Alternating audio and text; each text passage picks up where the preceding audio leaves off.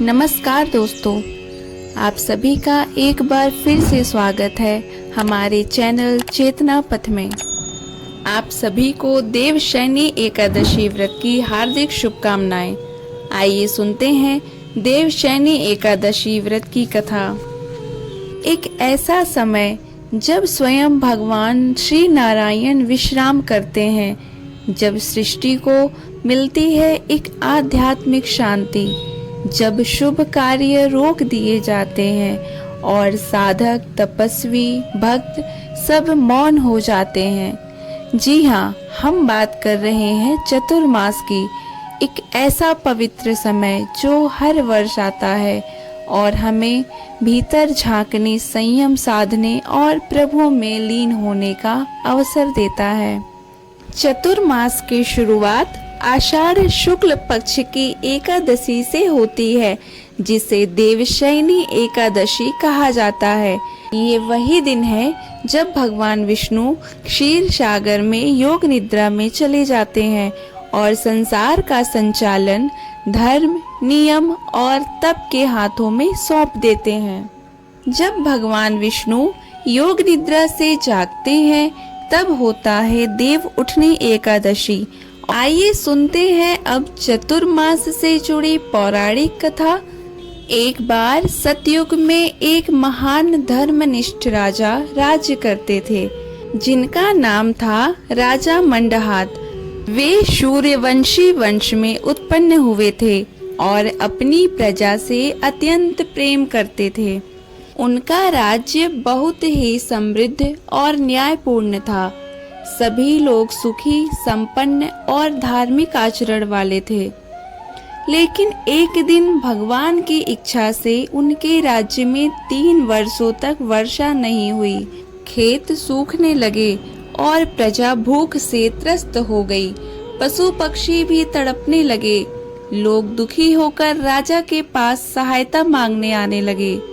राजा ने कई यज्ञ करवाए, ब्राह्मणों को दान दिया, लेकिन किसी भी चीज से कोई लाभ नहीं हुआ। तत्पश्चात वे स्वयं जंगल की ओर निकल पड़े, यह जानने के लिए कि इस दुख का क्या कारण है। घने वन में राजा की भेंट हुई ब्रह्मा जी के मानस पुत्र महर्षि अंगिरा से। राजा ने हाथ जोड़कर निवेदन किया, हे मुनि श्रेष्ठ, मेरी प्रजा पीड़ा में है, मैं उनका दुख नहीं देख पा रहा। कृपया कोई उपाय बताएं जिससे यह संकट दूर हो सके। महर्षि अंगिरा ने ध्यान मग्न होकर उत्तर दिया, हे राजन, यह अकाल पापों से प्रभाव आया है। इसका निवारण केवल एक उपाय से हो सकता है।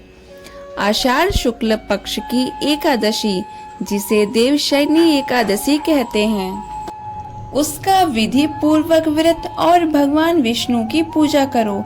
इस दिन स्वयं भगवान विष्णु क्षीर सागर में योग निद्रा में चले जाते हैं। यदि इस दिन पूर्ण श्रद्धा से व्रत रखा जाए तो समस्त पापों का नाश होता है। राजा ने महर्षि अंगिरा की आज्ञा मानकर वापस लौटते हैं और पूरे राज्य में घोषणा करते हैं कि सब लोग एकादशी का व्रत करेंगे और भगवान विष्णु की आराधना करेंगे। फिर पूरे राज्य ने उपवास किया और स्त्री, पुरुष, वृद्ध, युवा सभी ने मिलकर इस व्रत को श्रद्धा और नियम पूर्वक किया। रात को भगवान विष्णु की आरती और भजन किए और तुलसी जी का पूजन किया। व्रत के अगले ही दिन आकाश में बादल घिर आए, फिर तेज वर्षा होने लगी। सूखे हुए खेत हरे हो गए, नदियां फिर से बहने लगी। राजा मंडहात की आंखों से अश्रु बह निकले। उन्होंने भगवान विष्णु को धन्यवाद दिया और प्रजा भी जयकारे लगाने लगी, जय नारायण, जय श्री हरि।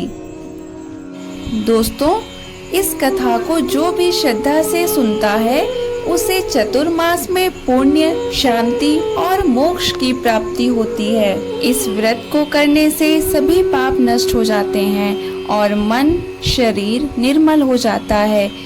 यह थी देवशयनी एकादशी व्रत की कथा और महत्व। अगर आपको वीडियो पसंद आया हो तो लाइक करें, शेयर करें और ऐसी अनेक कथाओं से जुड़ने के लिए हमारे चैनल चेतना पथ को सब्सक्राइब करना बिल्कुल ना भूलें। मिलते हैं अगली कथा के साथ, तब तक के लिए धन्यवाद।